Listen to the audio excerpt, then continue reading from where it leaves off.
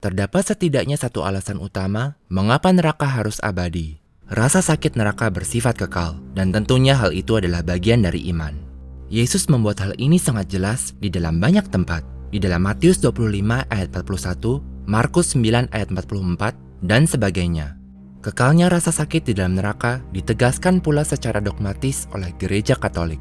Walaupun orang-orang tahu bahwa hal ini diajarkan di dalam kitab suci, banyak orang tetap terkejut sehubungan dengan fakta yang mencengangkan ini. Mereka bertanya-tanya, bagaimanakah hukuman yang tidak terbayangkan ini adalah hukuman yang adil? Untuk menjawab pertanyaan tersebut, banyak orang akan berkata bahwa suatu pelanggaran terhadap seorang raja yang tidak terbatas atau Allah pantas dihukum dengan hukuman yang tidak terbatas. Poin tersebut tentunya valid adanya, tetapi saya ingin menanggapi perkara ini dari sudut pandang yang berbeda. Berikut adalah pendapat saya tentang mengapa sangat masuk akal bahwa rasa sakit di dalam neraka harus abadi. Suatu alasan utama bahwa neraka haruslah abadi adalah bahwa satu-satunya kondisi yang berarti bagi manusia adalah kondisinya sekarang. Sebagai contoh, bayangkan Anda tinggal di dalam suatu daerah di dunia yang sangat dingin. Andaikan Anda memiliki penghangat selama 10 tahun yang lalu, tetapi pada tahun ini, daerah Anda telah terkena bencana, dan Anda tidak memiliki penghangat sama sekali di tengah-tengah musim dingin. Anda kedinginan dan menggigil. Akankah fakta bahwa Anda memiliki penghangat selama 10 tahun lalu membuat Anda bahagia, sedangkan Anda kedinginan pada musim dingin ini? Tidak. Kondisi baik Anda selama 10 tahun lalu tidak akan membuat Anda bahagia sama sekali. Satu-satunya hal yang berarti adalah bahwa Anda tidak memiliki penghangat pada musim dingin ini. Memang benar untuk berkata bahwa satu-satunya hal yang berarti bagi Anda adalah kondisi Anda sekarang. Demikian pula, andaikan Anda tinggal tanpa penghangat selama 10 tahun lalu, tetapi akhirnya Anda mendapatkan penghangat pada tahun ini. Akankah fakta bahwa Anda dulu tinggal tanpa penghangat tahun lalu dan tahun sebelumnya membuat Anda tidak bahagia, sedangkan sekarang Anda duduk dengan nyaman dan hangat? Tidak. Satu-satunya hal yang berarti adalah bahwa Anda memiliki penghangat sekarang. Satu-satunya hal yang berarti adalah kondisi Anda sekarang. Kenyataan yang sama berlaku untuk segala hal, termasuk kenikmatan sementara yang diingini oleh orang-orang yang duniawi.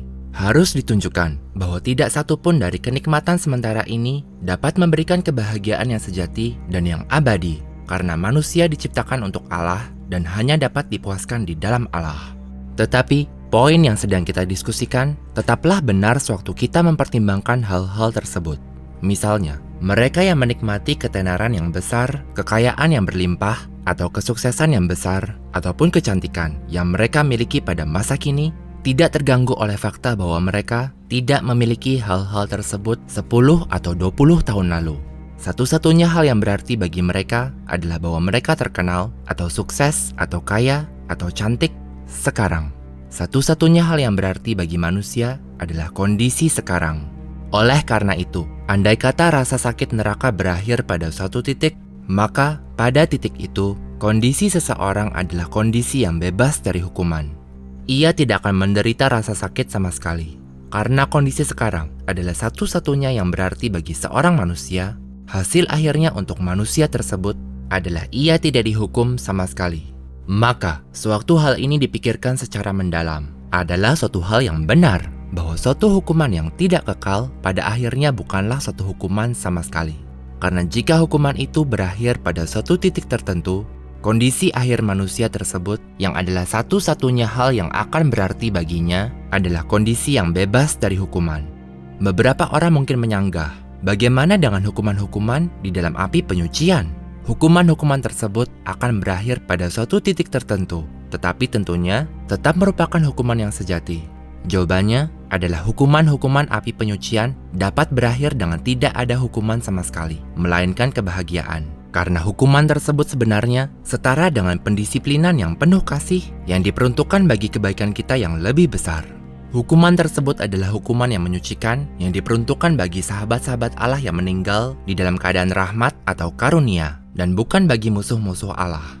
Hukuman-hukuman tersebut bertujuan untuk membuat seseorang pantas mendapatkan kebahagiaan dan pahala yang lebih besar, dan bukan untuk menumpahkan murka dan pembalasan dendam Allah kepada seseorang yang dihakiminya sebagai manusia yang terkutuk pada akhirnya.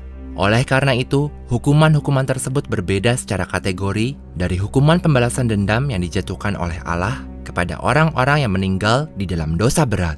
Orang-orang yang meninggal di dalam keadaan dosa berat terhadap martabat Allah haruslah dihukum dengan cara yang nyata dan penuh dendam.